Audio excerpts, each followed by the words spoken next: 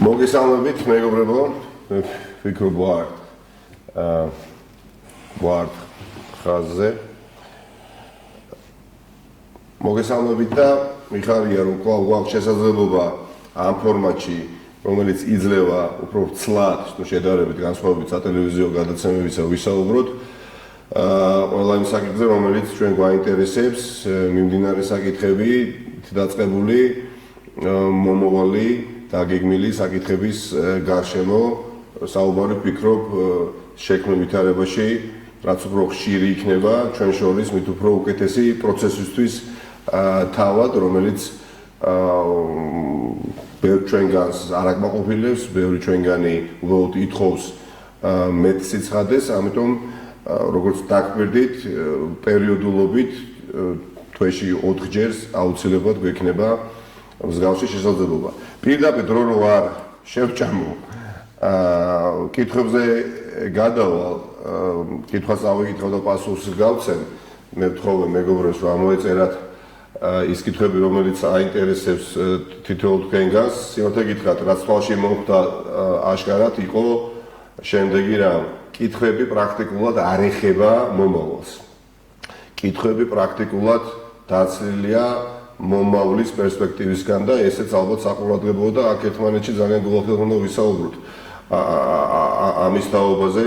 რამდენად მნიშვნელოვანია, რომ პირველ რიგში ჩვენ მივხვდეთ რა არის შინაარსი, რა არის ჩვენი ბრძოლის შინაარსი. როდესაც გვეცოდინება რა არის შინაარსი, ფორმებზე და საშუალებებზე აუცილებლად შევთანხმდებით. პირველი ესეთი კითხვა არის, რა სიახლეები ისმის საერთაშორისო პარტნიორებისგან მიხეილ სააკაშვილის შესახებ. ეს კითხვა მეორდებოდა პრაქტიკულად ჩემს გვერდზე და პირდაპირ გაგცემთ პასუხს. ახლა რაც უფრო დრო გადის, პრაქტიკულად ყველა წმუნდება, რომ ჩვენი ხელისუფლება ხდება ავტორიტარული ხელისუფლება, ის უფრო წააგავს იმ ხელისუფლებას, სადაც მან მოახერხა და მხოლოდ დემოკრატიის ნიშნებიღა შემოუტოვა ჩვენ სახელმწიფოს, ვიდრე პირიქით.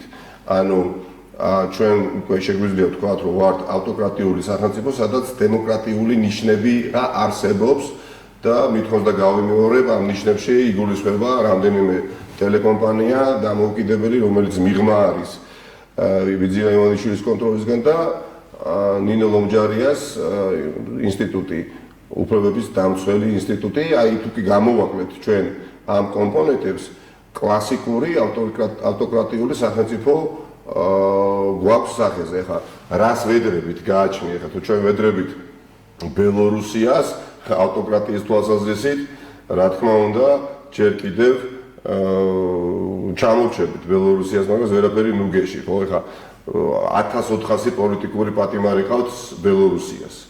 1400 აღიარებული საერთაშორისო ორგანიზაციების მიერ პოლიტიკური პატიმარი ყავთ და ყველა მათგანი მოთავსებულია კოლონიაში, სადაც მათ უწევთ სამუშაოების შესრულებაც კი არის. წარმოგიდგენიათ, ახლა ჯერ ერთი რა სასიამოვნოა იყო პოლიტიკური პატიმარი და ამავე დროს გავალდებულებდეს ლუკაშენკო, რომ მუშაობდე კოლონიაში. ერთ-ერთი მათი პრეზიდენტობის კანდიდატი გვარად ბაბარაკი გახსოვთ ალბათ, რომელმაც დაარეგისტრირა თავისი კანდიდატურა პრეზიდენტობის პოსტზე. დღემდე ყავთ ციხეში 10 წლიანი სასჯელი მიუსაჯა ლუკაშენკომ და მისი მეგობრები იმყოფებოდნენ ვილნიუსში და მითხეს, რომ მას უწევს, წარმოგიდგენიათ, მუშაობა სამზარეულოში მრეცხავად, ანუ არანორმალურ პირობებში ამყოფებენ.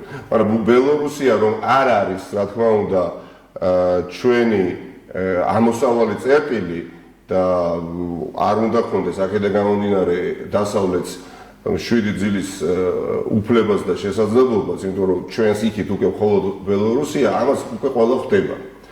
და მიხარია, რომ არსებობს კომუნიკაცია და ეს მინდა თქვენც იცოდეთ, ყველა წამყვან ევროპულ ინსტიტუტთან, მათ თავარ თანამდებობის პირებთან, როგორც არის შარლ მიშელი, მასთან პირადი კომუნიკაცია არსებობს, მიხეილ სააკაშვილთან დაკავშირებით არსებობს კომუნიკაცია ევროპარლამენტის თავმჯდომარესთან, არსებობს კომუნიკაცია ევროპის კომისართან, ევროპის თავარ ერთ-ერთ თანამდებობის პირთან, ქალბატონ მეცოლასთან და ეს ყველაფერი მიხეილ სააკაშვილის საკითხების ირგვლივ ხდება და ეს მაიმედებს როგორც არასოდეს, რომ მიხეილ სააკაშვილის პატიმრობის, უკანონო პატიმრობის საკითხი მალე იქნება გადაწყვეტილი. ამას არ გეუბნებით, ჩემო მეგობრებო, იმიტომ რომ გაგამხნევოთ. ამას არ ვამბობ იმისთვის, რომ განუგეშოთ. ეს არის რეალობა, რომელიც შესაძლებელია ყოველდღიურ რეჟიმში თქვენ ვერ დაინახოთ ტელეეკრანებზე. პოლიტიკური პროცესების ნაწილი ან დიდი ნაწილი არის ხილული, მას შორის მედია საშუალებების მეშვეობით, მაგრამ არის საკითხები, რომელიც წყდება, რომელზეც მუშაობა მიმდინარეობს პოლიტიკურ კულისებში. და მინდა ნამდვილად გახაროთ, რომ დღეის მდგომარეობით ყველა თავარი ევროპელი და არა მხოლოდ ევროპელი ლიდერი არის აქტიურად ჩართული მიხეილ სააკაშვილის პატიმრობასთან დაკავშირებით და ეს უღრანი ასე ვთქვათ ტყე რეალურად იქნეს მოტოვებული უკან, რასაც ქვია პოლიტიკური დევნა და პოლიტიკური პატიმრობა მიხეილ სააკაშვილის. როდის დაიწყებთ მიხეილ სააკაშვილის ხარდაჭერ აქციებს რეგიონებში? აი კითხვა იყო ასეთი. თქვენ ალბათ დააკვირდებით და ადევნებთ თვალყურს, პირველ რიგში მივესალმები ჩვენს ბათუმელ მეგობრებს, ადამიანებს, რომლებიც გამობრძვენდნი არიან ამ ბრძოლაში უკანასკნელი 10 წლის განმავლობაში და მიუხედავად ამისა არ გათმნენ, არ დაიღალნენ და შესაშურად არიან ფლაგმანები ივანიშვილის რეჟიმის წინააღმდეგ ბრძოლისა ნაციონალური მოძრაობისთვის და ხედავთ ტენდენციას, რომელსაც მხოლოდ მზარდი ხასიათი ექნება. თუმცა მithქვამს და გავიმეორებ, აქციების მიღმადაც უნდა დავინახოთ პროცესები და მე არ ვერიდები ამაზე საუბარს და რატო იცით? იმიტომ რომ მე არ მინდა რომ უბრალოდ აქციებისთვის ვატაროთ ხოლოდ, რაც მნიშვნელოვანი და აუცილებლად უნდა იყოს ხორცშესხმული, ხო? მაგრამ ამის გარდა თავშივე აღნიშნე, რითი არის დღეს ნაციონალური მოძრაობა დაკავებული, სხვადასხვა ლიდერები რითი ვართ დაკავებული, რომ მოხდეს სრული მობილიზაცია საერთაშორისო თანამეგობრობისა მიხეილ სააკაშვილის პატიმრობის გარშემო. ამიტომ ყველაფერს თავი დავანებოთ, იცით, ერთი და იმავე ქმედებების კეთებით, ხომ, ძალიან პროგნოზირებადებიც არ უნდა გახდეთ ქართული ოცნებისთვის. ეს ძალიან მნიშვნელოვანია ჩემთვის და მეორე, ერთი და იგივე და ერთი და იმავე საქმის კეთებით ერთნაირად შედეგი განსხვავებული ვერ დადგება და ამაზეც არ ვთაკილობ საუბარს, იმიტომ რომ ჩვენ შორის ყველაფერი გარკვეული უნდა იყოს და პირველ რიგში ჩვენ უნდა ვიცოდეთ თუ რა გეზი გვაქვს აღებული განსხვავებით წინა წლებისგან. დიახაც ჩვენ ვფიქრობთ, რომ რომელიღაცა ერთი არჩევანი კი არ უნდა გავაკეთოთ ამ მხოლოდ საპროტესტო აქციები, არამედ კომბინაციაში უნდა მოვიდეს მთელი რიგი აქტივობები. ამიტომ ჯერა რომ ჩემთვის და თქვენთვისაც ძალიან პრინციპული გახდება მოცემულობა, რომელიც იგულისხმებს არა უბრალოდ აქციას აქციისთვის, არამედ ვიქნებით დაგეშილები და ვიქნებით ორიენტირებულნი შედეგზე. ეს არის ძალიან მნიშვნელოვანი. სხვა დრო არის, სხვა მოცემულობაა და სხვანაირად ფიქრი და სხვანაირად მოქმედება საჭირო. და თქვენ დარწმუნებული ვარ ამაში, გავკადიადებით და გეტყვით, ეჭვი არ მეპარება, თითოეულ თქვენგანი ამ ყველაფერში დარწმუნდებით უახლოეს მომავალში. აპირებთ თუ არა რაიონულ ორგანიზაციებში რეორგანიზაციისა და თავმჯდომარეების გადარჩევას. ეს კითხვა ეხება პარტია ნაციონალური მოძრაობის სტრუქტურულ მოწყობას დიდწილად. დიახაც, ეს ყველაფერი არათუ იყო დაგეგმილი, არამედ გაწერილი იყო დღის წესრიგით, ფაქტობრივად გრაფიკი არსებობდა, თუ რა არის შემდეგ უნდა გაგვეკეთებია ჩვენ როგორც პარტიას, იმისათვის რომ რეფორმებს დაქვემდებარებოდა ბევრი რგოლი ნაციონალურ მოძრაობაში, სამწუხაროდ დაემთხვა მოვლენები უკრაინის ომისა და ეს ყველაფერი დროში, რა თქმა უნდა, გადაიდო ამასთან ძალისხმევა უფრო დიდი ეთმობა მიხეილ სააკაშვილის პატიმრობიდან დახსნას, თუმცა მიუხედავად ყველაფრისა, ჩვენ პარალელურად მესმის პრიორიტეტები, მაგრამ პრიორიტეტი ერთი ნომერი მიხეილ სააკაშვილის პატიმრობიდან დახსნა არის და რჩება მანამ სანამ ეს პრობლემა არ მოგვარდება, თუმცა პარალელურად ჩვენ პარტია ნაციონალურ მოძრაობას მოგვიწევს ფუნქციონირება როგორც პოლიტიკურ გაერთიანებას და უახლოეს მომავალში ამასთან დაკავშირებითაც კონკრეტულად გაცნობებთ თუ რა ტიპის ღონისძიებები იქნება განხორციელებული პარტია ნაციონალურ მოძრაობის ხელმძღვანელობის მხრიდან. იგეგმებოდა არაუბრალოდ გადარჩევა, ეს არასწორი ფორმულირება, არამედ ელექტრონული წესით რაიონული ორგანიზაციების თავმჯდომარეების არჩევა და ამ პროცესში ელექტრონულ ფორმატში შესაძლებელია არსებული თავმჯდომარე კვლავ გახდეს გამარჯვებული და შეიძლება და არც გამოვრიცხავ რიგ ოლქებში თავმჯდომარეები შეიცვალონ აი ამ ვფიქრობ ძალიან დემოკრატიული შესაძლებლობით, რასაც ქვია ელექტრონული ფორმატი. ჩვენ ეს ერთხელ ვცადეთ, თქვენ იცით, ასე გავხდი მე პარტია ნაციონალურ მოძრაობის თავმჯდომარე, მიუხედავად იმისა, რომ ამას აქვს გვერდითი ეფექტი, როცა რეალური კონკურენცია დგება კანდიდატებს შორის, ამის შემდეგ გარკვეული პერიოდია საჭირო, რომ კანდიდატების მომხრეები კვლავ ჩადგნენ საერთო კალაპოტში და გამონახონ საერთო ენა. ეს პრობლემა მხოლოდ ჩვენთვის არ არის უნიკალური და ამას მე ახლაც ვამჩნევ დრო და დრო, როდესაც ლევანი ვარშალომიძეს ხარდაჭერებსა და გულისხმობ ხარდაჭერებს ვინც ხარი დაუჭირა იმ არჩევნებში მას და იმ ჩემ ხარდაჭერებს ვინც მე დამიჭირა, მაინდამაინც ჰარმონიული ურთიერთობა დღემდე ნაწილს გულისხმობ, რა თქმა უნდა, მეთოდ აიფანოს დროს მასიური ყოფილიყო. ვერ შედგა, მაგრამ ეს დროის საკითხია. ჩამოყალიბდება დისჰარმონია ჩვენ პარტიის წევრებს შორის არის წარმოუდგენელი და დაუშვებელი, თუმცა ჩვენ ეს აპრობირებული მეთოდი კარგად გავითავისეთ, ვიცოდით რომ გვერდითი ეფექტი ექნებოდა, თუმცა არაფერი ამაზე უებარი და უკეთესი, ვიდრე დემოკრატიულად აირჩიო წამყვანი თანამდებობის პირები პარტიაში არ არსებობს. ამერიკის შეერთებულ შტატებშიც კი თქვენ ხედავთ, ხო, როდესაც შიდა პრაიმერისები იმართება, იქ პრაქტიკულად ესეთი ქარიშლოვანი და მაღალი ლებათა ხელის ხარისხი არსებობს ხარდაჭერებს შორის, მაგრამ გარკვეული დრო 6, 5, 7 თვე ჭირდება, როდესაც ისინი კვლავ ბიზანზე ხდებიან ორიენტირებულნი. რატო დაუთმეთ რუსთავის საკრებულო გახარიას გუნდს? აი ესეთი კითხვა არის. მეგონა რომ საუბარი ამ საკითხზე ამოიწურა, მაგრამ ვინაიდან კვლავ თუნდაც ერთი ადამიანისთვის აქტუალურია, პირდაპირ გეტყვით. ჩვენ არათუ გახარიას გუნდს დავუთმეთ რამე იქ, ჩვენ ქართული ოცნება რამდენიმე ოლქში დავამარცხეთ. ეს იყო მოცემულობა, სადაც სხვა ალტერნატიული შანსი მოქმედებისა არ არსებობდა.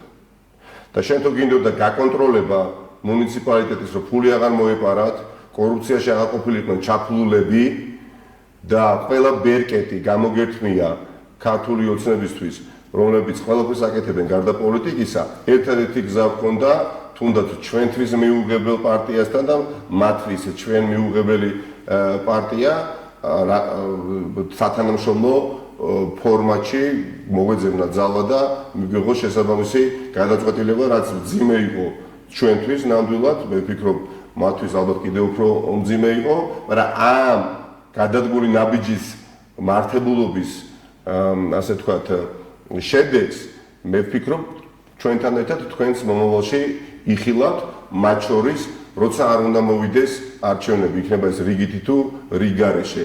აი იმ მუნიციპალიტეტებში და იმ ოლქებში, სადაც ქართული ოცნება ტრადიციულად ვეღარ ბობოქრობს ისე ადმინისტრაციული რესურსით, როგორც იყო მიჩვეული, შედეგი იქნება აბსოლუტურად განსხვავებული. მინდა ხაზი გაუსვა, რაც არ უნდა ახლა არასერიოზულად მოეჩვენოს რაღაც ნაწილს, თუნდაც ერთ ადამიანს. არის თუ არა უმთავრესი ოპოზიციისთვის ივანიშვილის სანქციების ქვეშ მოქცევა. იცით, თქვენ ალბათ გძნობთ შევარაღებელი ყურითაც, თვალითაც ხედავთ, ისმენთ, რომ ეს პროცესი სულ უფრო და უფრო მეტ ძალას იძენს მაშინ, როდესაც მთელი ციკლი არის ოლიგარქების დასანქცირებისა. და მაშინ ასევე, როდესაც ბიძინა ივანიშვილი ცნობილია დასავლეთში როგორც რუსული პოლიტიკური სისტემის დამფინანსებლად საქართველოში. და შემთხვევით არ არის, რომ ბატონმა ივანიშვილმა ახლა გადაწყვიტა, რომ საერთაშორისო მედიასთან ჰქონდეს რანდევუ და ინტერვიუ მისცეს მათ. რატომ? იმიტომ რომ მან იგრძნო ის სუსხი, რომელიც არც თუ ისე შორია მისგან და ამ სუსხს ქვია პოტენციური მსხვერპლი დიახაც დასავლური სანქციებისა. ამიტომ ეს საკითხი დღის წესრიგში შემიძლია თქვა, რომ ჩვენი მხრიდანაც დგას, სხვა ოპოზიციური პარტიებიც მუშაობენ, რამოდენაც მე ვიცი და მთავარი ჩვენი დასავლელი მეგობრები ამას უკვე არ უყურებენ ქარამშუტულად და სავსებით სერიოზულობით უდგებიან. რა მოხდებოდა ოპოზიცია რომ არ შესულიყო პარლამენტში? ამაზეც ახლა ბევრი ვისაუბრე, მაგრამ უბრალოდ რამდენჯერმე უნდა გავიმეორო. ახლა დაცულ მოძრაობას გამოსავალი სხვანაირად მოქცევისა არ ქონდა. შარშან ამ დროს, როდესაც მე ჯერ კიდევ ციხეში ვიყავი, გამოსვლისას დავხვდა ის სურათი, რომელიც დავხვდა ოპოზიციას უკვე ქონდა მიღებული გადაწყვეტილება პარლამენტში შესვლისა და ჩვენ მოვიქეცით ისე, როგორც მოვიქეცით. და მაშინაც მახსოვს, იცით, თუ კი შევხედავდით ნაციონალური მოძრაობის გულხურვალე ამომრჩევლებს, ხარდაჭერებს, მეგობრებს სოციალურ სფეროში, ისინი კატეგორიულად იყვნენ წინააღმდეგი, რომ პარტია ნაციონალური მოძრაობა ამ გამოუვალი მდგომარეობიდან გამოსულიყო. პირდაპირ ასე დავთქვა, იმიტომ რასაც ისინი თავაზობდნენ და ჩვენი მეგობრები თავაზობდნენ, ეს იქნებოდა უკვე გამომართლებელი. წინასწარ შემთხვევაში ეხა მე ვფიქრობ, უბრალოდ ნაფიქრი არ ქონდა ბევრს და ემოციურად ქონდათ მოწოდება, რომ პარტია ნაციონალური მოძრაობა პარლამენტში მაშინ არ შესულიყო. რომ ის პარლამენტი ერთპარტიულ პარლამენტად უკვე ვეღარ იქნებოდა მოხსენიებული. ჩავატარეთ სოციოლოგიური კვლევა და განსხვავებით აი ამ განწყობებისა, რომელიც სოციალურ სფეროში იყო, გახსოვთ მithwas და გავიმეორებ. 75% ჩვენი მხარდაჭერებისა, ამორჩევლებისა მაშინ იმ ეტაპზე გამომდინარე გამოუვალი მდგომარეობიდან ფიქრობდნენ, რომ დიახაც ჩვენ უნდა მივიღო არც თუ ისე სასიამოვნო გადაწყვეტილება და გაგვერძელებია საქმიანობა ასევე საპარლამენტო საქმიანობის ფარგლებში. არა და სურათი სოციალურ სფეროში იყო სრულიად განსხვავებული. ყველაზე ავტორიტეტულ კვლევით ორგანიზაციას დაუკვეთეთ ეს კვლევა და კვლევასაც თავი დავანებო, ხა გძნობდი და ხედავდი განწყობებს სოციალური სფერის მიღმა. ამიტომ არის რაღაცა საკითხები, რომელმაც შეიძლება მოცემულ კონკრეტულ პერიოდში გამოიწვიოს ასთა სხვადასხვაობა, თუმცა რეალობა, რომელიც იმ მოცემულ პერიოდში შეიძლება იყოს, არ შეიძლება არ იყოს დანახული პარტიის ხელმძღვანელობის მხრიდან. ამიტომ მარტივი პასუხი, სხვა გამოსავალი უბრალოდ არ არსებობდა. რატომ არის ოპოზიციაში ამდენი გაუგებრობა? ისეთ მე დარწმუნებული ვარ, ამასაც ეშველება და ამაში დიდი როლი უნდა ითამაშოს თვითონმა ჩვენგანმა. აი ხა ვისაც აქვს შესაძლებლობა თვალყური მიადევნოს ჩვენს Facebook ჩარტს. თითოეულ ამორჩეველს უნდა კონდეს გააზრებული, რომ ოპოზიციაში დღეს ქაოსი, დაპირისპირება ჯგუფებს შორის, იქ შუღლის გაღვივება მხოლოდ აწყობს ივანიშვილს. და ეს არ არის უბრალოდ ბრიტონის სიტყვები, მეგობრებო, აწყობს. ემპირიულად ვიცით, ხო უკვე 10 წელია ამ რეჟიმს ვებძვით. ბიძინა ივანიშვილს ნაკლებად აინტერესებს ქართული ოცნების რეიტინგი 2-3%-ით დაიკლებს თუ 4%-ით დაიკლებს. პირველ რიგში რაც აინტერესებს, რომ შექმნას ფონი და თუ ფონის მიღმათაც სწავლა, რეალობად აქციოს ქაოსი ოპოზიციაში. რომ საზოგადოების მნიშვნელოვანი ნაწილი ჩააგდოს სასოწარკვეთაში და მოურიდებლად უთხრას, რომ კი ბატონო, იცით რა, მე შეიძლება ვარსკვლავებს ციდან არ წყვეტდე, მაგრამ სხვა რა გზა გაქვს და სხვა ალტერნატივა გაქვს. ამიტომ მარგარეტ ტეტჩერს აქვს, რა თქმა უნდა, არაჩვეულებრივად ზოგჯერ ხანდახან შენ გიწევს ერთი და იმავე ბრძოლის მოგება, იმისათვის რომ საბოლოო შედეგზე გახვიდე. და მე დარწმუნებული ვარ, ამ ბრძოლას მორიგჯერზეც მოვიგებთ. ბრძოლას, რომელსაც მე ვეძახი კონსოლიდაციას ოპოზიციურ პლატფორმაზე. ჩვენ არ ამგონია, რომ მომავალში ამის საჭიროება დადგეს რაღაცა ბლოკში გავერთიანდეთ ან უბრალოდ ვიქცეთ ერთ პოლიტიკურ დიდ გაერთიანებად, ეს სრულიად სხვა საკითხია, მაგრამ თანამშრომლობა მნიშვნელოვანი საკითხების გარშემო, როგორც კი იქნება უკვე აქტუალური და სახეზეც დადგება, თქვენ დაინახავთ, რომ ოპოზიციას ის უნარჩვევები, რომელიც აღმოაჩნდა თანამშრომლობისა, არ დაუკარგავს. იაგო ხვიჩიამ თქვა, ასეთი კითხვა, რახან დასვით წავიკითხავ, რომ თუ ნაციონალური მოძრაობა დაიშლება მიხეილ სააკაშვილს გაათავისუფლებენ, რას ეტყოდით მას? ეხლა სერიოზული პასუხისგაცემა არ შეიძლება აქ. ნაციონალური მოძრაობის დაშლასთან დაკავშირებით, ეხლა მარტო იაგო ხვიჩია რომ საუბრობდეს, კიდევ კარგი შემთხვევა იქნებოდა და შეგვეძლო გაგვეღიმა, მაგრამ შეიძლება ჩემს Facebook გვერდზეც კი რამდენჯერმე წააწყდით მოწოდებებს, რომ ნაციონალური მოძრაობა მაგალითად უნდა დიახაც დასუსტდეს და დასუსტება, როდესაც უაპელაციოდ თითქოს ნაციონალური მოძრაობის ხარდაჭერი, კეთილი ზრახვებით, ასე ვთქვათ, გამშვალული ადამიანი მოუწოდებს მამას, მათ შორის მე, რომ ნაციონალური მოძრაობა აი ამ შუა ბრძოლის ველზე მივატოვო, ხო? ამიტომ მარტო იაგო ხვიჩიას რო ასაუბრობს, ესე ძალიან კარგად ვიცოდეთ და ჩვენც მათ შორის მეც მეხება, ხა, როდესაც შუშის სასახლეში ცხოვრობთ, ქვები სროლისგან თავი უნდა შევიკავოთ. სანამ სხვას გავაკრიტიკებთ სამართლიანად, მანამდე ვფიქრობ, ჩემით დაწყებული, ჩემი მეგობრებით გაგრძელებული, უნდა ვიყოთ თვითკრიტიკულები. ახალი ამორჩევლების ძიებაში ხომ არ დავკარგავთ მრავალწლიან ერთგულ მხარდაჭერებს, აი ესეთი შეკითხვა იცით. ნაციონალური მოძრაობა ყოველთვის იყო განვითარების და დინამიური პროცესის მომხრეთა ერთობა, ყოველთვის და ასესაც დარჩება. მე არ ამგონია, რომ ძველი გულშემატკივარი და ამორჩეველი ვერ აცნობიერებდეს, რამდენად სასიცოცხლო მნიშვნელოვანია, რომ პარტიას კიდევ და კიდევ უფრო მეტი ახალი ამორჩეველი ყავდეს. უბრალოდ არ მჯერა, რომ ამას და ამის საჭიროებას ვერ ხედავდეთ. ამიტომ აქ საგანგაშო არაფერი არ არის.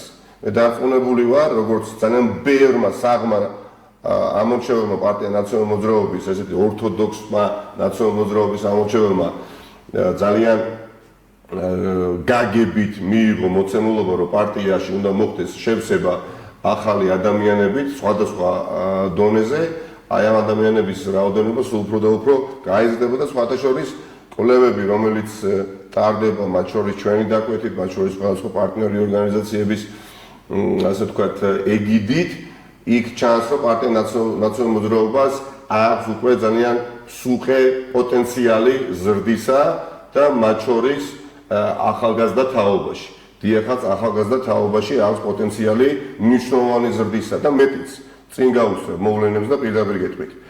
ეჭვი არ მეპარება, როცა არ უნდა იყოს, რიგითი იქნება თუ ეს რიგარეში, ნაციონალური მოძრაობა მოახერხებს ყველაზე დიდი რაოდენობა ახალგაზრდების, როგორც ამორჩევლების მომხრობას. და ამ მიმართულებით ჩვენ ვმუშაობთ.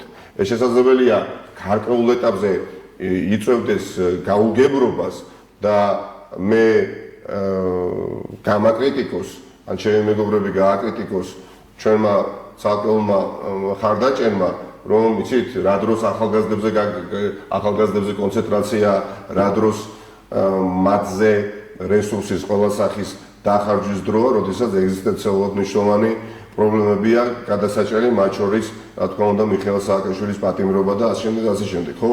მაგრამ პარალელურად, როგორც უკვე ვთქვი, ჩვენ როგორც პოლიტიკურ პარტიაზე გვიწევს სხვადასხვა მიმართულებით მუშაობა. ჩვენ არ გვაქვს იმის ფუფუნება. ეხლა ვითარების სირთულე აი ამაში მდგომარეობს. როდესაც ერთი ყველაზე დიდი, უსერიოზულესი პრობლემა, რომელიც წინაშეც მთელი ქვეყანა დგავართ და არა მარტო ნაციონალური მოძრაობა, ჩვენი აქტიური ჩართულობით უნდა გადაიჭრას დაჩერება სწრაფად და მეორე მხრივ ჩვენ არ უნდა დავივიწყოთ პარტიის განვითარებაზე ფიქრი. და არათუ ვფიქრობთ, არამედ მოქმედებთ და ნაწილი თქვენგან ობიექტურად განწყობილი ამორჩეველი აქტიური მხარდაჭერი პარტიის, ვისაც განსაკუთრებით აქვს კავშირი პარტიის ხელმძღვანელობასთან, მათ შორის რაიონული ორგანიზაციების ხელმძღვანელებთან ეცოდინებათ ჩვენი მიზნებისა და ამოცანების შესახებ. და აქაც თუ კი მაინც ვერ შევთანხმდებით ტაქტიკაზე და სტრატეგიაზე, რაც დანამდვილებით შემიძლია გითხრათ, აუცილებლად შევთანხმდებით შედეგზე, რომელიც აუცილებლად დადგება ისეთი, როგორიც ყველას გვინდა ჩვენ, მეც და თქვენს და კიდევ სხვებს, ვინც ახლა ამ ჩართვას ვერ უყურებს. ხო, როდესაც ბათუმის საკრებულოში არც ერთი ოპოზიციონერი არ შესულა, თქვენ რატომ არტოვეთ მანდატებს? იცით, ამაზე საუბარი უნდა ჩემის აზრით არ შევწყვიტოთ, არ ვიტყოდი ასე, მაგრამ ერთხელ და სამუდამოდ გავეყვეთ სიმართლეში და წინ გავიხედოთ, რაც ნამდვილად გვაკლია. ჩვენი დროის დიდ ნაწილს ხარჯავთ წარსულზე საუბარში და მხოლოდ მიმდინარე საკითხებთან დაკავშირებით დავაში. ჯერეთის ბათუმის საკრებულოს წევრები არ შესულან საკრებულოში, ასე არ არის, ნამდვილად თავის დროზე უბრალოდ მიმაჩნია, რომ პარტიისთვის პირველადი ორგანიზაციების არ არსებობა ნიშნავს, რომ პარტიას ბოქლომი უნდა დაადო. გადაჭარბების გარეშე გეტყვით. 509 საკრებულოს წევრი ყავს დღეს ნაციონალურ მოძრაობას. ჩვენ თუ მივიღეთ პოლიტიკურ გადაწყვეტილებას და 509 წევრი დატოვებს საკრებულოებს, ანუ ადგილობრივ დონეზე, ან წარმომადგენლობით ორგანოებს, პირდაპირ შემიძლია გითხრათ, თამამად შეგვიძლია, რომ ყველა ორგანიზაციას და ორგანიზაციის ოფისს, სადაც ახლა ჯერ კიდევ გვაქვს და ამასთან დაკავშირებითაც ვისაუბრებ, თუ რა რეფორმა იგეგმება, შეიძლება დაიკეტოს. ნუ პირველადი ორგანიზაციები დაფუძნებულნი არიან სწორედაც წამყვან საკრებულოს წევრებზე, რომლებიც არიან ადგილობრივი ლიდერები. და პარტია უარი თქვას 509 წარმომადგენელზე ადგილზე, რომელიც ჭიდრო კავშირშია იქ ადგილობრივ მოსახლეობასთან, ჩემთვის არაფერია გარდა იმისა, რომ პარტია გააუქმო. ამიტომ ამას მე გულახდილად ვამბობ, მოდით ყველაფერს თავისი სახელი დავარქვა ძალიან მკაფიოდ, არც კი ვუშო და არც კი განვიხილავ სერიოზულად. ყოფილა ამაზე საუბარი, ამასაც არ დაგიმალავთ, მაგრამ ნუ სავი აზრი პრევალიდებს მადლობა ღმერთს საბოლოო ჯამში, ხო, ჩვენთან პარტიაში. ამიტომ განსაკუთრებით, როდესაც ეს ეხება საკრებულოს, ეს უბრალოდ წარმოუდგენელი არის.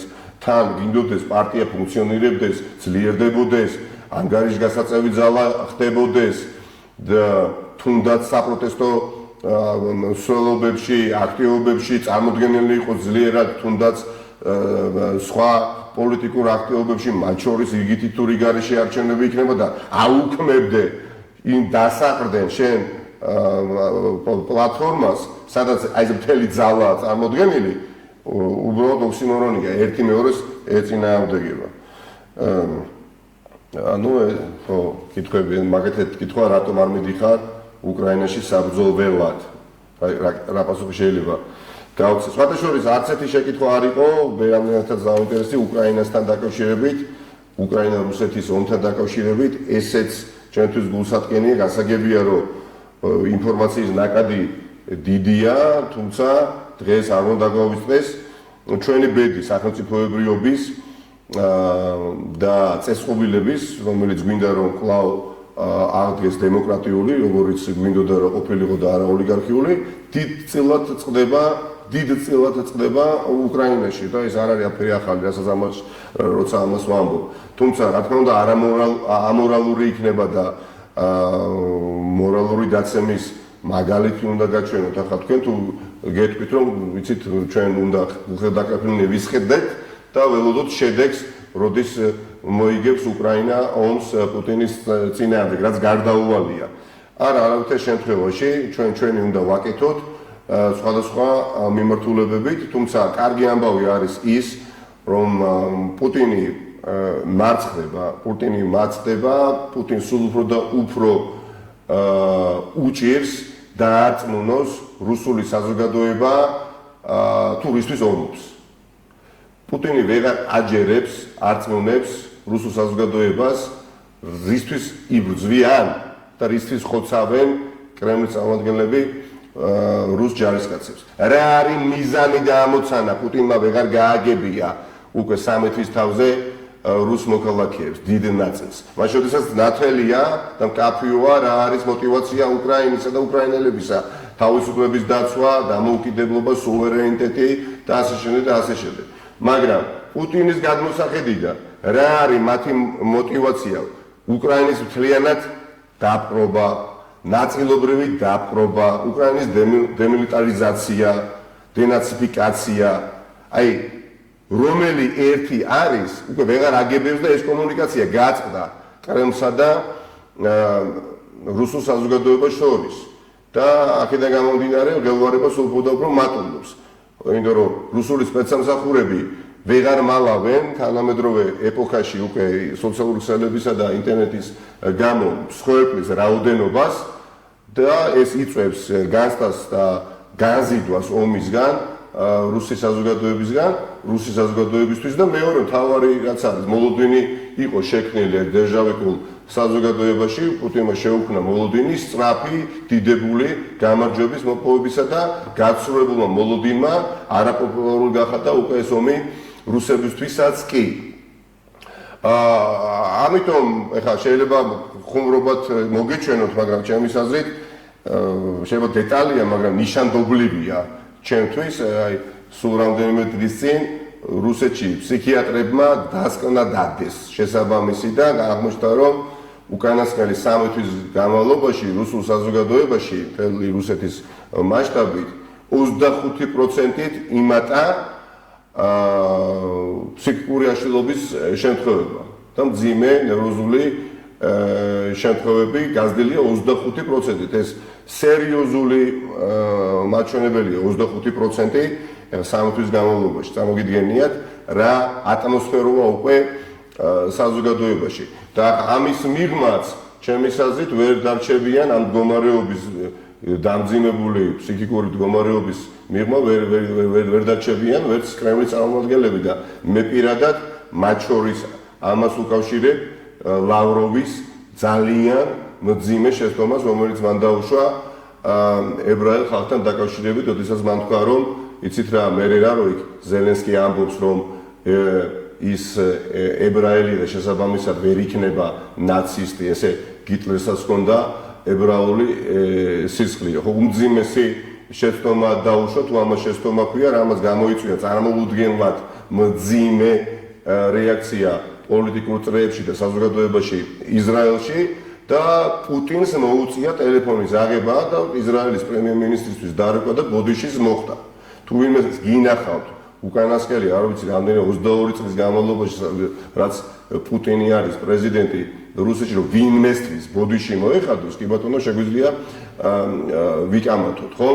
ეხლა ასეთი შეცდომა დაუშვა შენ სახელმწიფოსთან, რომელიც სტრატეგიულად ძალიან მნიშვნელოვანი არის, განსაკუთრებით უკრაინა-რუსეთის ომის დროს, ბევრისთვის წარმოუდგენელიც იყო, თანაც გამოცდილი, სხვა საკითხი ამ გამოცდილებას რაში იყენებს ლავროვი, გამოცდილი დიპლომატისგან, ეხლა ებრაელ ხალხს ამაზე დიდ შეურაცხყოფას ვერ მიაყენებს. არ არსებობს შეურაცხყოფა ამაზე მძიმე, ვიდრე უთხრა ებრაელს, რომ გიტლერი იყო ებრაელის შესაბამისად გაამართლო გენოციდი ჰოლოკოსტის სახით, იმიტომ რომ იცით ხომ, რომ ეროვნული იდენტობის ნაწილია, უბრალოდ ფაქტი კი არა და ფაქტის კონსტატირებას კი არ ახდენენ ებრაელი ჩვენი მეგობრები და თანამოქალაქეები, როცა საუბრობენ გენოციდზე, ჰოლოკოსტზე. ეს არის ეროვნული იდენტობის ნაწილი, როგორც ბიბლია და როგორც მოსესწავლებები, აი ამ რანგშია აყვანილი. ამიტომ ჩვენ უნდა მოვიკრიფოთ ძალები, მესმის ფსიქოლოგიური ბრძოლა ჩვენს გვიწევს, ვართ ამ ფსიქოლოგიურ ომში ჩართულები, ბევრი ჩვენი მეგობარი, ოჯახის წევრები, არ ვიცი, გარშემო რამდენი ადამიანი ყავს, ფიზიკურად იბრძვის უკრაინაში, სამწუხაროდ 10 ჩვენი თანამოქალაქე დაეცა უკვე ჩვენი ქვეყნის ინტერესებისთვის ბრძოლაში უკრაინაში, ამიტომ თუ ვინმე ფიქრობს, რომ შეიძლება უკრაინა დამარცხდეს ამ ბრძოლაში, ძალიან ცდება, იმიტომ რომ ეს არის გარდაუვალი. რაც შეეხება ხო, IPP-ის ყრილობასთან დაკავშირებით, უპრეცედენტო შემთხვევაა, როდესაც ყველაზე მსხვილი პოლიტიკური გაერთიანება პატიმარ მიხეილ სააკაშვილის პატიჟებს ოფიციალურად და სიტყვით გამოსვლას სთავაზობს, ეს ნიშნავს იმას, რაც უკვე ბევრჯერ ითქვა. არანაირი პატიმარი მიხეილ სააკაშვილის დასავლეთისთვის არ არის და არ წარმოვადგეს. ეს არის კლასიკური პოლიტიკური დევნილი. ამ ყველაფერზე ვიქნებით წარმოდგენილი ჩვენს დღეს ახლა ყურე მოვკარი რომ გამოსულა ქართული ოცნების წარმომადგენლები და მომდევნო სხვა ტემპით შეტევა წარმოიწყეს მათი ჩანაფიქრით ნაციონალურ მოძრაობაში ქაოსური ელემენტების შემოყრის კუთხით. თითქოს პარტია ნაციონალურ მოძრაობა არ იქნება წარმოდგენილი. დიახაც მთელი სიმძიმე ქართული ოცნებისთვისაც აი ეს არის, რომ იქ სადაც როტერდამში ევროპის ყველა ლიდერი იქნება, მოქმედი სახელმწიფოს მეთაურები იქნებიან და ვიქნებით ჩვენ, ვიქნები მე, იქნება ხატია დეკანოიძე, ჩვენ მოგვეცემა სიტყვით გამოსვლის შესაძლებლობა, მე მექნება ამის შესაძლებლობა და მიხეილ სააკაშვილი არის დაპატიჟებული როგორც საპატიო სტუმარი, უპრეცედენტო შემთხვევაა და ახლა თუ გესანერული არის ქართული ოცნების და ვიცი რომ არის, დიახაც საფუძველი ამისა მოგცათ ევროპის პოლიტიკურმა მთელმა ელიტამ და ისტაბლიშმენტმა, ამიტომ თქვენს მაგივრად ნამდვილად ვერ ვინერვიულებ. დიახაც აი ხა კიდევ გაიცი პასუხი კონკრეტულ კითხვებზე, როდის იწყება უწყვეტი აქცია, როდის ამაზე ხო ვისაუბრებთ, უბრალოდ მეგობრებო, პატივისცემას გიდასტურებთ. ჩვენ ვაკეთებთ ყველაფერს არა, რაც შესაძლებლობის ფარგლებში ეს ისედაც კეთდება. ვაკეთებთ ყველაფერს, რაც არის აუცილებელი, მაგრამ მაქვს ხედვა და შედეგით განსაჯეთ მე და განსაჯეთ პარტია ნაციონალურ მოძრაობა. შედეგზე ვართ ორიენტირებულნი და არა მხოლოდ და მხოლოდ პროცესზე, არა მხოლოდ აქციისთვის. თუმცა თავისთავად ხედავთ, რომ ეს მიმართულებაც აქტიურდება, მაგრამ არ დაგიმალავთ ყველა წარმატება, რომელიც სახეზე თუნდაც ოპოზიციიდან ყოფებმა დავაყენეთ და ხელისუფლებაში ყოფა ნაციონალურ მოძრაობამ მიაღწია მნიშვნელოვან წარმატებებს, იყო თანხმდროში მოსული ორი კომპონენტი, ხალხიზე ნება, რომელიც სხვადასხვა მოცემულობაში და განზომილებაში იყო გამოხატული, ამ შემთხვევაში ლაპარაკობთ ბატონო აქციებზე და საერთაშორისო მხარდაჭერა. აი ხა მომიკრავს ყურიცით, ეხლა გააქტიურა პარტია ნაციონალურ მოძრაობა პირველივე დღიდანვე, ძვირფასო მეგობრებო, პირველივე დღიდანვე არის ამ პროცესში ჩართული ძალიან აქტიურად 21 საუკუნეში. ეხაც ახლა თუ ფიზიკური შეხვედრა ვერ გაიმართა და ერთხელ ვერ დაინახეთ, თუმცა არის შეხვედრები, რომელსაც ვერ დავინახავთ, იმიტომ რომ არ არის მედიისთვის დასაშვები, ხო? მათ შორის იმ ქვეყნებში, სადაც ყოფილვართ, არის შეხვედრები, რომელიც შუქდება, არის შეხვედრები, რომელიც არ შუქდება. სხვადასხვა საკომუნიკაციო შესაძლებლობები არსებობს, რომლითაც ჩვენ ვამყარებთ ურთიერთობას. ძალიან აქტიურად. პირველივე დღიდანვე საპროტესტო აქციები იყო, არ ვიცი, თავის ეშხში, ხო, შესული მთელი 3 თვის განმავლობაში. მთელი 3 თვის განმავლობაში ეს რატომაც მიივიწყა. მაგრამ ეხლა, როდესაც ხედავ, რომ წინ გაქვს ბარიერი, რასიზმს ადამიანი მივა და ამ ბარიერს თავს უტყამს, ჯიუტად, იმ წოდნით წინასწარი, რომ ვერ გაანგრევს ამ ბარიერს თავის თქმით, თუ გვერდი უნდა უარო ბარიერთან კიბე მოვიტანო ელემენტარულად და ისე გადალახო ეს ბარიერი, არა? მაგრამ ამ ყველაფერს ჩვენ რატომ საუბრობთ, ან რატომ დევიულობთ ამ ყველაფერზე, იმიტომ რომ შედეგი გვინდა მივიღოთ და მაპატიეთ, რომ ყველაფერს ვერ საუბრობ საჯარო ფორმატში. მაგრამ როგორც არასოდეს ვარ დაწუნებული, აი უკანასკნელი თუნდაც აი 7 თვის განმავლობაში, თუ ავიღოთ ამ პერიოდს. რომ მიხეილ სააკაშვილის საზღვარგარეთ გადაყვანა მოუწევს ხელისუფლებას, მოუწევს და აქ ითამაშებს თუ თავის როლს, რა თქმა უნდა, ქართული ხალხის და საერთაშორისო ჩვენი ხარდაჭერა. და ის აქციები აღარც მახსოვს რამდენიმე, თორემ 27-28 აქცია გაიმართა, ხო? ის ნაწილი იყო ამ ბრძოლისა, ხო? ჩვენ ხშირად ხვდებით და მაქვს უფლება მე მგონი რომ გაგიზიაროთ ჩემი აზრი თუ რა არ უნდა ვაკეთოთ ხშირად ჩვენ გამხდარვართ მსხვერპლის საკუთარი მოლოდინებისა და ეს იწვევს შესაბამისად წუხილს, დეპრესიას. ამიტომ მოკლევადიან პერსპექტივაში და გრძელვადიან პერსპექტივაში გეგმების მაგიდაზე დადება უნდა ვისწავლოთ. და აი ამ პროცესში ვართ ახლა. მაგრამ თქვენთვის რაც საინტერესო არის შედეგი და შედეგი იქნება აუცილებლად. უბრალოდ კიდე რა შეიძლება თითოეულ ხო, რაც შეიძლება ხა ადამიანებს რა წარმოვიდგინეთ, ხა ამ პროცესში სადაც ივანიშვილის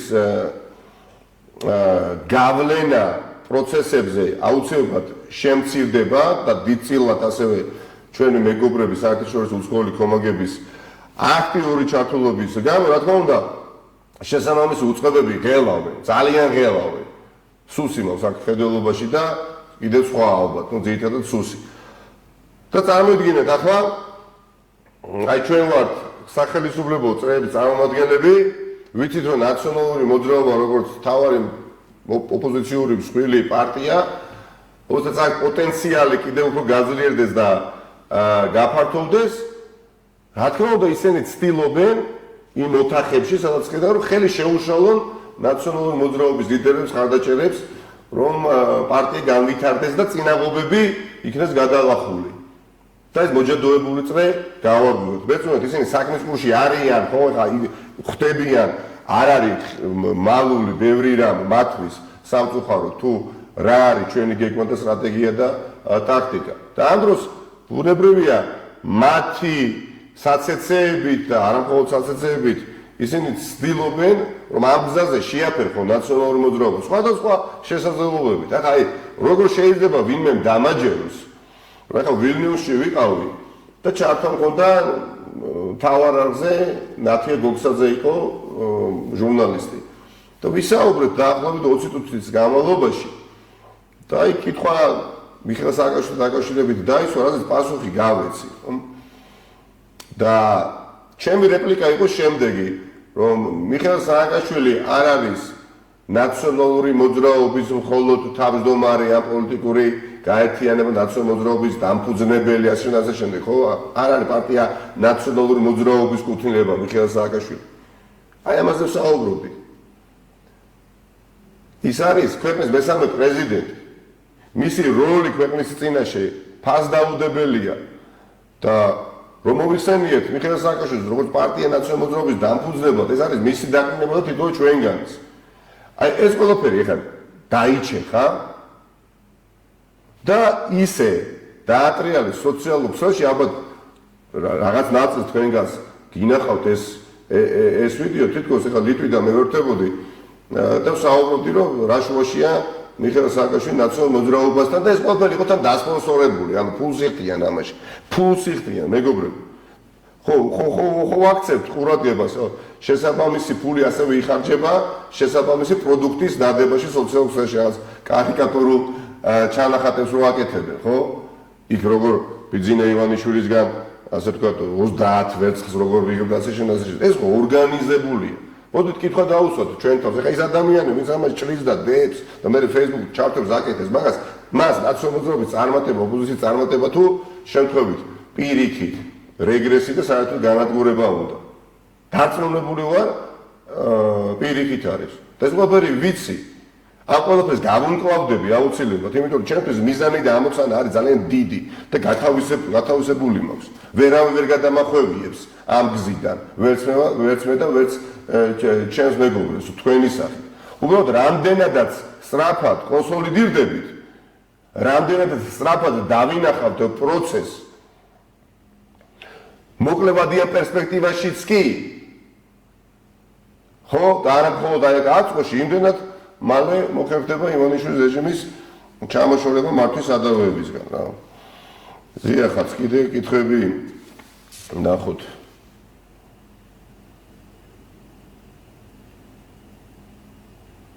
ესე იგი იცით რა არის მე წარმატების რო არ მჯეროდეს, ამ ქვეყნის წარმატების რო არ მჯეროდეს, ამ ქვეყნის სრულფასოვანი წევრობის რო არ მჯეროდეს ევროკავშირისა, რო არ მჯეროდეს, რომ ეს ქვეყანა მე და ჩემი თაობის წარმომადგენლები და უფროსი თაობის წარმომადგენლები მოვესწრებით, თორსა ევროპაში ერთ-ერთი განვითარებული სახელმწიფო იქნებოდა, ამ ბრძოლაში ძალდატანებით ვერავინ ნამდვილად ვერ გამაჩერებდა. ამიტომ რაც უფრო მეტი ჩასაფრებული ადამიანი ეყოლება ამ დიდ მიზანს, მით უფრო ძლიერდებით ამ გზაზე. იმიტომ თავარია შენ იყო შენ თავთან მართალი, ხო? თავარია შენ იცოდე რას აკეთებ და თავარია შენ იცოდე რას აკეთებს პარტია და ვისაც მართლა გულახდილად აინტერესებს თუ რას აკეთებს და ვერ მიიღო შესაბამისი პასუხი, იცით ხომ მისამართი შეგიძლიათ დაგვიკავშირდეთ და არ დაგზარდებით პირიქით. მე მისაუბრია უკანასკნელ დღეებში და ორი სიტყვით შევეხები ამ ძალიან მნიშვნელოვან პროექტს, რომელიც ძალიან მალე დაიწყება ჩვენი საერთაშორისო მეგობრების დახმარებით და ჩართულობით. იცით? შარშან 91,000-მა ქართველმა დატოვა ქვეყანა. და დატოვა ქვეყანა იძულებით, იმიტომ რომ ქვეყანას არ ტოვებენ თუ მათ ულხით. წლის ბოლომდე კვლავ 100,000-მდე არის ნაწინასწარმეტყველები, რომ დატოვებს ქვეყანას, მარტო 2 წლის განმავლობაში 200,000 ადამიანი ქვეყნის გარეთ გავა. აი უკანასკნელი 2 წლის თავზე, წლის ბოლოს შეგვიძლია ეს ვთქვათ. ეს არის ძალიან დიდი რიცხვი, ხალხო. და იმაზე შევთავაზეთ და ამას მე არ ვერიდები, იმიტომ რომ მინდა რომ ეს გითხრათ და ამაზეც კი ვიფიქროთ და ამაზეც კი ვიმსჯელოთ. როგორც არ უნდა განვითარდეს მოვლენები, როგორც არ უნდა აეწყოს ციკლი ამ პოლიტიკური ნაბიჯებისა, იქნება მალე ჩვენთვის სასარგებლო თუ მოკლევადიან პერსპექტივაში მივახცევთ წარმატებას, ხო, არჩევნები ამ ქვეყანაში ჩატარდება. რიგითი იქნება თუ რიგარეში. და როგორ ხდებით, როგორ შეხვდებით ამ არჩევნებს, როცა ქვეყანა პრაქტიკულად იქნება დაცლილი. და თავისუფალ გარემოში რო ჩაგიტაროს ბიძინა ივანიშვილმა არჩევნები, ელემენტარულად არ არსებობს ცოცხალი ძალა პრაქტიკულად. უნდა დავადგეთ იმ გზას, რასაც დაადგა მოლდოვას ოპოზიცია.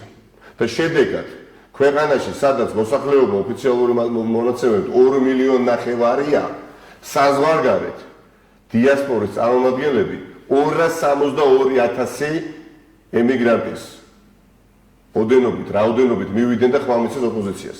წარმოიდგინეთ, ამ ყველაფერზე იმუშავა ოპოზიციამ საერთაშორისო პარტნიორებთან აქტიურად და შედეგად არჩევნების დღეს და იქაც ოლიგარქი ყავდათ მაშინ. 262,000 მივიდა არჩევნებზე მოლდოვას გარეთ სახელმწიფოებში, რაშიც დიდი როლი ითამაშა უცხოეთმა და პარტნიორებმა და ხელისუფლებაში მოვიდა ოპოზიცია. ახლა რა მოხდა ჩვენთან 2020 წლის არჩევნებზე, ამეთ. ქვეყანაში, სადაც მოსახლეობა უფრო მეტია ვიდრე მოლდოვაში, 3,5 მილიონია ოფიციალური მონაცემებით, შეგახსენებთ 2,5 მილიონია, საზღვარგარეთ მხოლოდ 12,000 საქართველოს მოქალაქე მივიდა არჩევნებზე. ეს არის ზღვაში წვეთი. ჯამიდან ხმების რაც კი იქნა მიღებული სხვა პარტიების მხრიდან 2020 წელს 0,5%, 0,6%-მა შეადგინა. როცა მოლდოვაში ემიგრანტების წვლილი 16% იყო ხმებში. და მოიგო და დღეს არის ქალბატონი სანდო, ხო, პრეზიდენტი. მე როგორც თქვენ გიყურებთ, აი ესევა დაწუნებული და მოდით დავიმახსოვროთ ეს დღევანდელი ჩართვა ამ თემასთან დაკავშირებით ძალიან მოკლედ რომ ვისაუბრეთ და გავიხსენოთ, როდესაც შესაბამისი შედეგი დადგება. ჩვენ უნდა გავაკეთოთ განსხვავებული რა და კამპანია როცა არ უნდა იყოს ხალხსუზღვრა რიგეთი იქნება თუ რიგარეში, მაგრამ აქედანვე უნდა დავიწყოთ ეს რიგარეში არჩევნებისთვის არ გჭირდება ჩვენ მობილიზაცია და კამპანიის ჩატარება სრულფასოვანი ისეთი ვესი საზოგადოებრივ როგორცაც ვატარებთ ქვეყნის შიგნით, რომ მართლაც 100,000-ობით ემიგრანტი მივიყვანოთ ევროპასა და ამერიკის სხვადასხვა შტატებში მაცხოვრებს. ბუნებრივია აქ ახლა რუსეთში მაცხოვრებს და ბელორუსეთში მაცხოვრებს არ გულისხმობ და ვერ ვიგულისხმობ, ხო? ეს არის ერთადერთი გამოსავალი თუნდაც თავისუფალ არჩევნებში ოლიგარქის დამარცხებისა და რატომ? იმიტომ რომ დღეს ამორჩეველი შეიძლება იმდენი არ არის, რამდენიც ქვეყნის შიგნით, მაგრამ არც ნაკლები, რამდენიც ქვეყნის შიგნით დავჭირთ. და მხოლოდ 12000 მიდის არჩევნებზე, როცა ქვეყნის ბედის გადაწყვეტის დღე დგება. ეს არის ეგზისტენციალურად მნიშვნელოვანი. უნდა გაიხსნას შესაბამისი შტაბები, როგორც ყავს პარტიის თავმჯდომარე, მაგალითად ქუთაისში ისე მოყავდეს პარტიის თავმჯდომარე და შტაბი უნდა კონდეს გასწრებული სხვადასხვა წერტილებში ევროპისა და მე დარწმუნებული ვარ. დრამატულად გაიზრდება ოპოზიციის ხარდაჭერა და ძირითადად ნაციონალური მოძრაობის. რატო წარმოიდგინეთ 12000 ადამიანი მივიდა 2020-ში და იქიდან ოპოზიციამ 70% მიიღო. აბა დავუშვათ ვისულიყო 300.000, 200.000 თუნდაც.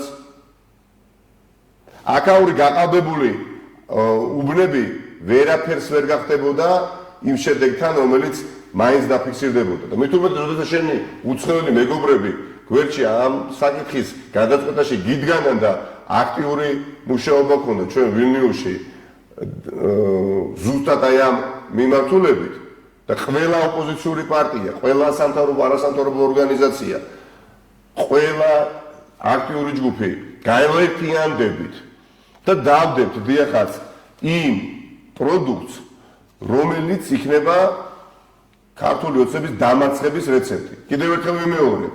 ეხლა შესაძლებელია აქ ვიღაცამ გაწერა, რომ იცი რადოს კიდევ არჩევნებზე ლაპარაკობს. დიახაც, როცა არ უნდა მოხდეს, რაც არ უნდა მოხდეს არჩევნების მიღმა, ჩვენ პროცესებს ვერ ავწდებით, პროცესებს არჩევნებს ვერ ავწდებით. რაც არ უნდა აქციები არ ჩავატაროთ, არჩევნებამდე მივალთ.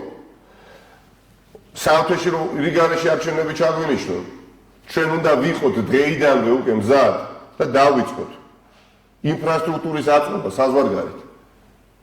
და ამას გავაკეთებთ აუცილებლად. ვიცი რომ ამ გზაზე შესაძლებელია კრიტიკაც მივიღო, მაგრამ ჯერა ამ გზის მართებულობისა და წარმატებისა. ჩვენ უნდა ძირფასო მეგობრებო ვიცოდეთ, ანუ რა გვინდა, მე პირადად თქვენთან ერთად მინდა ვიცხოვრო ისეთ საქართველოში, სადაც შრომა ფასდება, შრომის შესაბამისი არის ანაზღაურება, სადაც სტუდენტური სამყარო აქვს ღირსეული, სადაც პენსიონერს ამაგდარ ადამიანს აქვს ღირსეული სტანდარტი ცხოვრებისა და სახელმწიფო უქმნის პირობებს ამ ყველაფრისთვის. და ჩვენ ვიცით, რომ საპირისპიროა დასავლეთში უკვე 200-ზე აღარ არსებობს, რომ სახელმწიფო აღარ არის ამ ხელისუფლებისთვის კონსტიტუცია, ნორმები, სახელმწიფო ინსტიტუტები აღარ არის ეს ყველაფერი სახელმწიფო ბიძინა ივანიშვილის და არც ყოფილა ამაში ყველა უკვე დავწუნდით. მაგრამ რა არის გამოსავალი? მე გეუბნებით გამოსავალი არის შემდეგი, როდესაც მაგალითად 16% მოლდოველების ემიგრაციაში მივიდნენ და ხარი დაუჭირეს მოლდოვაში მყოფ მოლდოველებს და საკუთარ მომავალს დამარცხდა ოლიგარქი. იქაც გააყალბეს არჩევნები მოლდოვაში, მაგრამ ვერ გადაწყვეტა. და დღეს ვიცით, რომ ყველაზე მსხვილი პორცია ეკონომიკაში ემიგრანტებს შემოაქვთ. კიდევ უფრო იზრდება მათი რიცხვი სამწუხაროდ, რითიც ბედნიერია ბიძინა ივანიშვილი და არ მივცეთ პოლიტიკურ პროცესებში ჩართულობის შესაძლებლობა? არა, ეს არის ის, რაც აუცილებლად უნდა გავაკეთოთ. და სიმართლეს უთხრათ ერთმანეთს, ჩაბუდებული ოლიგარქიული რეჟიმის ღრმად ჩაბუდებული ამოძიყვას ჭირდება ძალთა კონსოლიდაცია. არა მხოლოდ ქვეყნის შიგნით, არა მხოლოდ ჩვენი საერთაშორისო მეგობრების, არამედ ქვეყნის გარეთ ჩვენი მოქალაქეების და მათთან კონსოლიდაცია უნდა მოხდეს, თანაც აქტიური მოქალაქეების. როდესაც უბრალოდ არიან ადამიანები წასულები იქ, ხოლმე იმიტომ რომ ვეღარ არჩევდნენ ოჯახებს. და მივიღეთ ეს გადაწყვეტილება, ეს არის ჩვენი სტრატეგიული განვითარების გეგმა, რაც ნდობას დააბრუნებს პროცესებისადმი, რომელსაც ქვია არჩევითობა და არ თაკილობდა, არც გიმალავთ. უცხოოდ ჩვენს პარტნიორებს ვეუბნები, თუ ხართ მომხრეები და ვიცი რომ ღელავთ, როდესაც ჩვენ აქციებს მართავთ, როდესაც ვაანონსებთ თუნდაც ჰავერდოვან რევოლუციას, ასე თქვა დასაშებობის ფარგლებში აქტიობებს აქვს ჩვენისგან ადგილი და ქართული ოცნებები ჩასაფრებულია და ყოველდღე გიხატავთ, თითქოს ეს არის ჩვენი წვიდან წარღონის მცდელობა ქვეყნის აზერბაიჯანში, აგერ მივცეთ შესაძლებლობა 100,000-ობით საქართველოს მოქალაქეს არჩევნებში მიიღოს მონაწილეობა. და როგორ მოლდოვაში რაც გაკეთდა, დეტალებში შესვლისგან ახლა თავს შევიკავებ. მოლდოვაში გაკეთდა ის, რომ რიგები დადგა საარჩევნო უბანთან. და ისე კი არ იყო საარჩევნო უბნები, ასე ვთქვათ, კატაკუნდად გახსნილი, როგორც ახლა არის. და ბევრი უბრალოდ ქართველი ვერ ახერხებს არჩევნების დღეს საარჩევნო უბანთან მისვლას, იმიტომ რომ 10 და 15 საათი უნდა იმგზავროს. გაათმაგდა საარჩევნო უბნების რაოდენობა და კამპანია აწარმოეს მოლდოველებმა. ამიტომ ეს არის ის, რაზეც ხშირად ვისაუბრებთ, ეს არის ის, რაზეც აქტივობების დიდი ნაწილი იქნება სახეზე, თქვენ დაინახავთ. ეს არის ის შემთხვევა, როდესაც ჩვენ საზოგადოებაც ხშირად გვიხილავთ და მე დარწმუნებული ვარ, რომ ამ ყველაფერში, როდესაც მიხეილ სააკაშვილი გათავისუფლდება, მალე ვიდრე გვიან, როგორც ქართულ ოცნებას გონია, ეს ასე არ იქნება, პირადად მიხეილ სააკაშვილიც ჩაერთვება, რა თქმა უნდა, და ეს იქნება ძალიან დიდი ძალა, მაგრამ მანამდე ჩვენ უნდა ნიადაგი მოვამზადოთ ამ ყველაფრისთვის. კიდევ ერთხელ ვიმეორებ, მე ვერ ხედავ სხვა შესაძლებლობას თუ არა შენი 100,000-ობით საქართველოს მოქალაქისთვის მოიპოვო უფლება და შესაძლებლობა, რომ ამ ქვეყნის მომავლის გამოჭედვაში და განსაზღვრაში მონაწილეობა მიიღოს, რომელიც გარდაულად აისახება გამარჯვებაში. და გავიმეორო დავასრულო 12,000 ემიგრანტის ნაცვლად ერთი წამით წარმოვიდგინეთ, მისულიყო თუნდაც 150,000. დღეს ხელისუფლებაში უკვე აღარ იქნებოდა ქართული ოცნება. მოკლედ, ამით დაგემშვიდობებით, ეხლა ბევრ დროს აღარ წაგართვებთ, ხშირად შევხვდებით ჩვენ, მე იქნება რამდენიმე Facebook ჩართვა უკვე საზღვარგარეთ მყოფს იმ საკითხების ირგვლივ, რაც თქვენ დაგაინტერესებთ, ერთი რამე მინდა გთხოვოთ.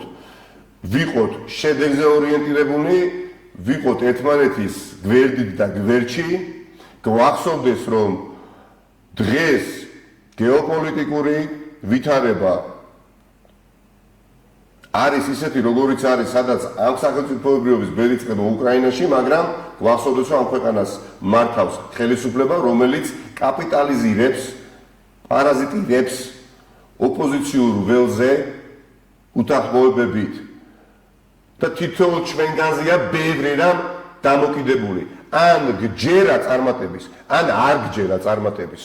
მე მჯერა წარმატების, როგორც არასოდეს, მე მჯერა გამარჯვების ქართულ ხალხთან ერთად, მე მათთან ერთად, როგორც არასოდეს, მე მჯერა მიხეილ სააკაშვილის გათავისუფლების სწრაფად, მისი სიცოცხლის გადარჩენის საერთოდ ჯერა და მჯერა, მაგრამ ამ პროცესში არ უნდა დაგვეწყოს, რომ ჩვენ ვართ ერთმანეთის მეგობრები, თანამოაზრეები, პარტნიორები და არა მტრები.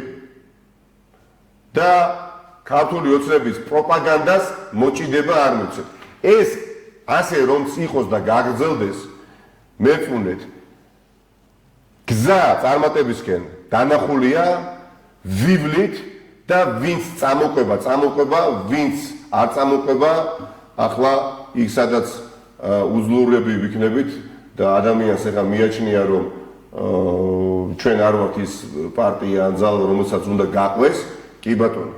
მაგრამ მე არ მესმის თან ღელავდეთ ქვეყნის წარმატებაზე, წარუმატებლობაზე, თან გვინდოდეს კაფიო და ნათელი მომავალი, თან მიხეილ სააკაშვილის ჯანმრთელობაზე განვისდით და პატიმრობაზე ძალიან ნერვიულობდით და ამ დროს ენით აღუწერელ ბრალდებებს ვისროდეთ იმ ადამიანების მიმართ, ვის გარეშეც მთელი რიგი ეს პრობლემები უბრალოდ ვერ გადაწყდება, ხო?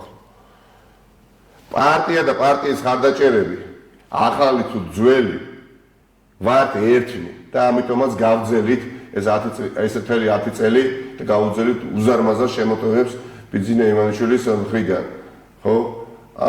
ამიტომ თხოვნა როგორც პარტიის თავმჯდომარის, როგორც მეგობრის, როგორც ადამიანის, ვისაც ეჭვი არ ეპარება წარმატებაში. რაც უფრო სწრაფად მობილიზდებით განსხვავებული პოზიციების სული არსებობს ტაქტიკაზე, მაგრამ არ მჯერა ახლა იმ ადამიანის, რომელიც გამოდის და 24 საათის განმავლობაში ეხა ნიკა მელიას თქვენ მონამორჩეს ეხა ეუბნება რომ იცი რა ბიძინა ივანიშვილთან ხარ შეკრული და მე ვარ ნაციონალური მოძრაობის ისა თუნდაც ხარდაჭერ პეტროეცის გარიშვილს ენი გაღუწერელ ბრალდებებს ესვრის და კიდე არ ვიცი ლევან ხაბეიშვილსაც გადაწყვეტ ბოლო პერიოდში და ასე შემდეგ და ასე შემდეგ ასეთი ადამიანები მე არ მიმაჩნია პარტიის გულმხურვალე გულწრფელ ამომრჩევლებად იმიტომ რომ კრიტიკა და ბრალდება რომ იცით პარტია და მისი ლიდერები არიან ბიძინა ივანიშვილთან კავშირში ორი სხვადასხვა რამ არის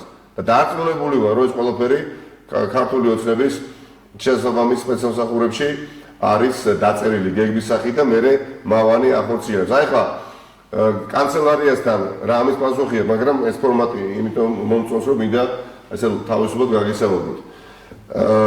იმ დღეს ჩამოვედი ვილნიუსიდან და მოვახერხე მოსვლა კანცელარიასთან, როდესაც ოჯახმა დაანონსა აქცია ხო და მათთან ჩვენ ძალიან მჭიდრო ურთიერთობა გვაქვს და იქ შევიტყვე კონკრეტული სახელი და გვარი ვიცი ადამიანის, რომელიც თურმე აი ამ 1 საათნახევრის განმავლობაში ხალხის მასაში დადიოდა და შემდეგ ჭორს ავრცელებდა. იცით რა, ნიკა მელია ქართულ ოცნებაში ფიზიკურად ორჯერ მისული ნახეს ეს ერთი და ბევრი ადამიანი ადასტურებს ამას. პირველადაც ვიცნობ სახეზე ვიცი, სახელიც ვიცი თქვა და მეორე რომ პარტია ნაციონალური მოძრაობის დეპუტატები $15,000 იღებენ თითო დეპუტატი თვის განმავლობაში რომ პარლამენტი არ დატოვონ. აი ეს ადამიანი ეხლა თავის თავს დაუძახებს ნაციონალური მოძრაობის ამორჩევალსაც და ხარდაჭერსაც. ის ჩემთვის არც მეტი და არც ნაკლები არის სპეცსამსახურებთან ძალიან მჭიდროდ დაკავშირებული. და მოვა საჭიროება გახდება დრო, აუცილებლობა მოითხოვს ამას, არ მოვერიდები და დავასახელებ არა მარტო მას, რომ ყველა მიცოდეს. იმიტომ რომ იმ ბრძოლაში, რომელ ბრძოლაშიც ვარ, სადაც ჩვენი მომავალი ისაზღვრება და იჭედება ჩვენი მართლაც დაუღალავი შრომით, ოფლის ღვრით, სისხლის ღვრით, ვიღაცა მაიმუნი ახლა დადიოდეს სუსის დავალებით და ძირს უთხრიდეს იმ ფუნდამენტს, რაზეც უნდა დაშენდეს ამ ქვეყნის უკეთესი მომავალი. ახლა ვიცოდე და ამაზე ახლა აღარ ვისაუბრო, ასეთ დიდ პატივს ნამდვილად ვეღარ დავდებ ვერავის.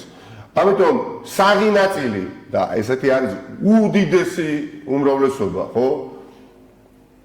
ამ ყველაფერში მალე გაერკვევა და ის ნაწილი ახლა ვინც იქ იმიტომ არის რომ ამ საქმით დაკავდეს, ბუნებრივია გააგრძელებს იმის კეთებას, რასაც აკეთებს. და სხვადასხვა ძალიან საინტერესო იქნება ხელისუფლებაში მოსვლის შემდეგ უბრალოდ იმაში გარკვევა თუ ვინ რამდენ რა ანაზღაურებაზე მუშაობდა ამ წლების განმავლობაში სპეცსამსახურებზე და ამავე დროს შენიღებული იყო და უთხრიდა ძიეს არა მხოლოდ ნაციონალურ მოძრაობას, სხვადასხვა ოპოზიციურ პარტიებს, არასამთავრობო ორგანიზაციებს და ამ ქვეყნის მომავალს. საინტერესო ადამიანურად მაინტერესებს უბრალოდ და ამისი თუ ჩვენ ლუსტრაცია